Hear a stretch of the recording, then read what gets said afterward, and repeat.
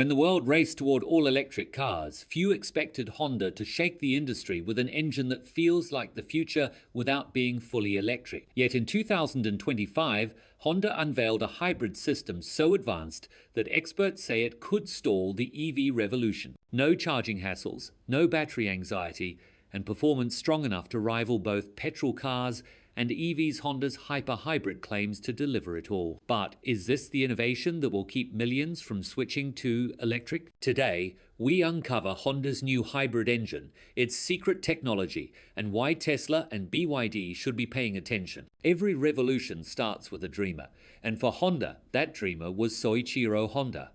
Born in 1906 to a poor blacksmith's family in Japan, Soichiro wasn't destined for comfort or privilege. He was destined for grease-stained hands, broken machines, and relentless trial and error. From an early age, he showed a fascination for the smell of oil and the sound of engines, sneaking into garages and skipping classes just to watch mechanics at work. He wasn't the type to sit still in a classroom. He wanted to build. His first attempts at engineering were anything but glorious.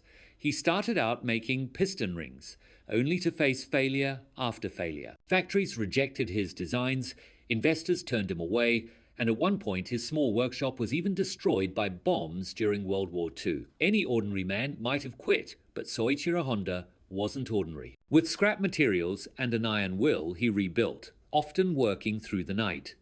When the war left Japan in ruins, he saw opportunity where others saw despair. He began attaching surplus motors to bicycles, creating cheap and efficient transport for a struggling population.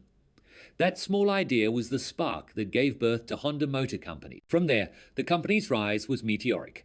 In 1958, Honda unveiled the Super Cub, a small, sturdy, and affordable motorcycle. It wasn't glamorous, but it was exactly what people needed. The Super Cub became a worldwide phenomenon, selling over 100 million units and becoming one of the most successful motor vehicles in history. Suddenly, Honda wasn't just a Japanese manufacturer, it was a global brand. The world began to associate the name Honda with reliability, affordability, and innovation that served the masses. The 1960s were the period through which Honda entered the automobile market. When its competitors made cars that were designed for the elite, Honda was envisioning vehicles that were practical, fuel-efficient, and affordable for the average family. In 1972, the Honda Civic was born, which rapidly became the people's car. Economical to run, easy to maintain, and a model of precision, it brought something new to the middle classes around the world. By the late 1970s, not only were the Civic and later the Accord Japanese exports, but they also came to be known and loved with great frequency in America, Europe, and elsewhere. What separated Honda was not simply its engineering brilliance, it was the company's philosophy. Soichiro believed machines should serve man, not intimidate him. Honda cars were not built to merely dazzle showroom visitors. They were made to endure, to sip rather than gulp fuel, and to give the average person confidence. It was technology not for the few, but for the many. That spirit was why names like Honda City and Activa came to symbolize trust, not only in Japan, but also across distant markets such as India. Honda showed itself as versatile in its decades-old history, innovating hybrid technology long before it became fashionable, exploring hydrogen fuel cell vehicles, and even creating humanoid robots like Asimo. While many of their competitors jostled with a rapid pace, joining the electric vehicle bandwagon, Honda maintained silence, simply watching, learning, and preparing. Critics say they were slow, but Honda had a different perspective.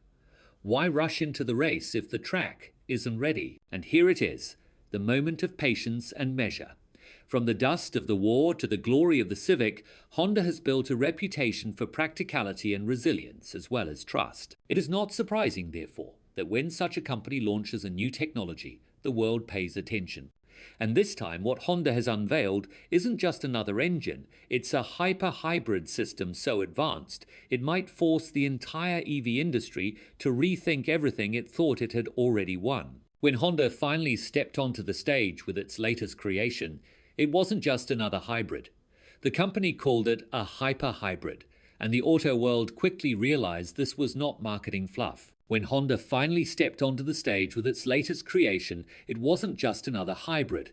The company called it a hyper-hybrid, and the auto world quickly realized this was not marketing fluff. This was Honda's boldest move in years, a rethinking of what a hybrid engine could be in an age obsessed with EVs. At the heart of this new system is a 2-litre Atkinson cycle petrol engine, working hand in hand with 2 electric motors. But here's where the magic happens.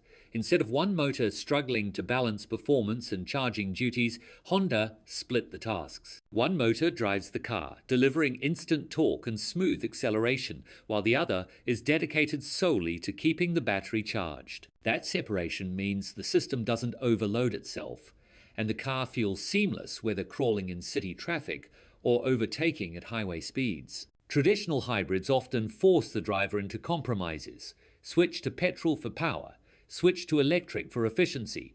Honda's hyper-hybrid erases those choices. The petrol engine and electric motors operate like a perfectly conducted orchestra, stepping in and out at exactly the right times.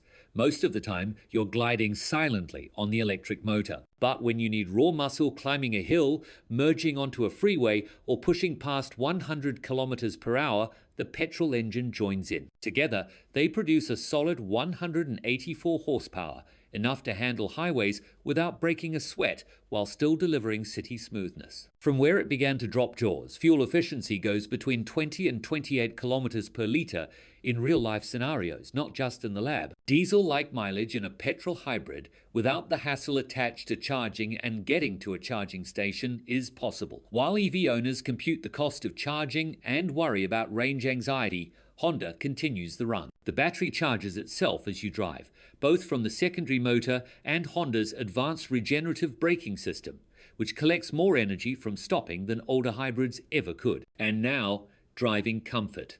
One big thing you understand when you enter this hyper-hybrid is the absolute silence. Honda has developed a highly refined noise management mechanism, so when you start the petrol engine, it does not roar. Instead, it hums with a soft, almost musical tone. In city traffic, it feels like an EV, quiet, clean, and calm. On highways, it sounds like a strong petrol car. The switch of modes is invisible to the driver. You don't press buttons or fiddle with settings. The car itself decides when to use electricity, petrol, or both. But Honda has not stopped at the engine. Vehicles built around this system, like the newest Accord hybrid, have been designed with lightweight aerodynamic. This shape makes the cars sleeker and cuts down drag, which means that every drop of fuel goes further. Paired with the hyper-hybrid system, this makes a fun-to-drive vehicle with all new models of Honda. Not just efficient, but enjoyable to drive, something that has often been sacrificed when it comes to battery-heavy driving ranges. Perhaps the most shocking part, however, is the audience Honda targets with this technology.